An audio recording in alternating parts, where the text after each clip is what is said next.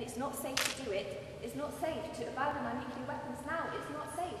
It might not be safe in 30 years' time. We've got to do it when it's safe for our people. You keep saying that, the proposition keeps saying that countries don't think we'll actually push the button. They don't think we'll add the bottle to actually fire that nuclear weapon. That is such a huge risk, risking the lives of millions of people, just for a risk of thinking that we probably won't press the button. We have proof that deterrents do work. For example, the Cuban Missile Crisis of 1962. I'm sorry, tonight. You said you thought we were proud of our nuclear weapons. Britain was a proud nation, proud of our nuclear weapons. We're not proud of nuclear weapons. They're horrible, destructive instruments, but they're here, and we can't go back in time. They've been invented, and what we have to do is deal with the situation we've been given.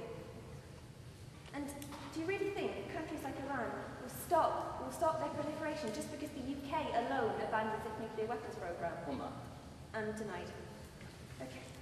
I will now go on to explain our third argument of how we, on this side of the House, believe that having nuclear weapons is vital for the safety of the United Kingdom and its citizens, given the global security climate.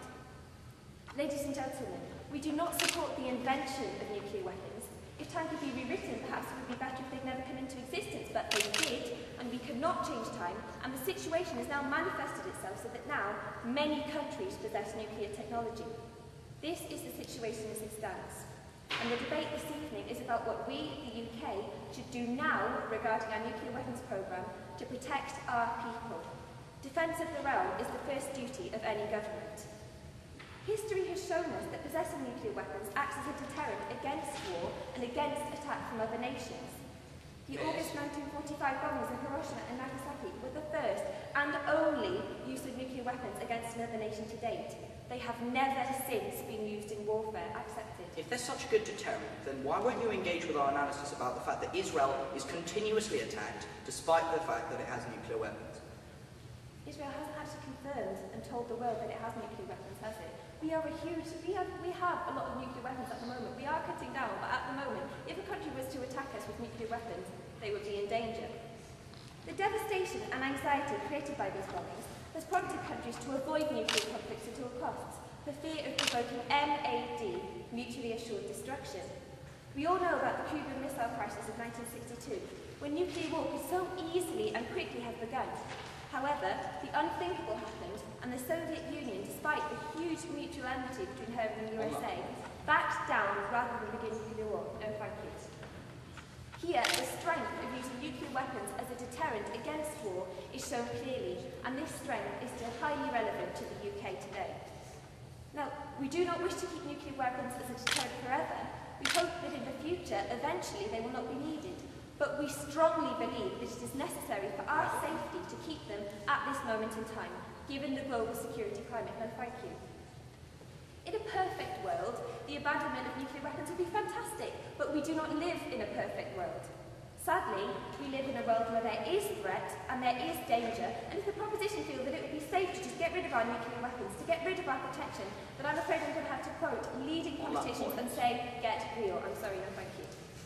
Unfortunately, unstable states such as North Korea and Pakistan have recently acquired nuclear weapons. The situation in these countries is unsteady, with much unrest in both. Pakistan in particular is rife with terrorists. If these weapons should fall into the wrong hands, the only protection the UK has against possible attack is that of a deterrent, and we would need protection, ladies and gentlemen. No, thank you. Lamentably, the UK is a large target for extremist groups due to our advantageous links and influence. We feel strongly that the UK must continue to be a global citizen and take a stand against destabilising behaviour. No, thank you. In order to be considered a serious force by these countries and groups, we need a deterrent, and compared to nuclear weapons, conventional arms are insignificant. I'm sorry, no, thank you. As Emily said, we are not fans of nuclear weapons, but they are here, and there are too many of them, and there are too many of them unaccounted for us to risk foregoing our protection. To abandon nuclear weapons would leave us undefended and liable to attack or blackmail. I'm sorry, no thank you. Can anyone in this room honestly say that they could send their children, their loved ones to bed, knowing that we had no protection against attack? You cannot put a life on price or on safety. This brings to an end our final argument of why we, to defend our safety, would not abandon the UK's nuclear weapons programme, because acting alone is globally irresponsible, economically irresponsible, and risks the lives of our citizens. To conclude, ladies and gentlemen, I shall sum up our three arguments, which were, firstly, that unilateral disarmament is irresponsible. Secondly, that the UK's nuclear weapons industry is vital to our economy. And thirdly, to do so would put the lives of our citizens in danger and risk the status of our country. We hope that after hearing our arguments, you will choose not to pass the motion of abandoning the UK's nuclear weapons programme, as acting alone is globally irresponsible, economically irresponsible, and risks the lives of our citizens. Thank you very much.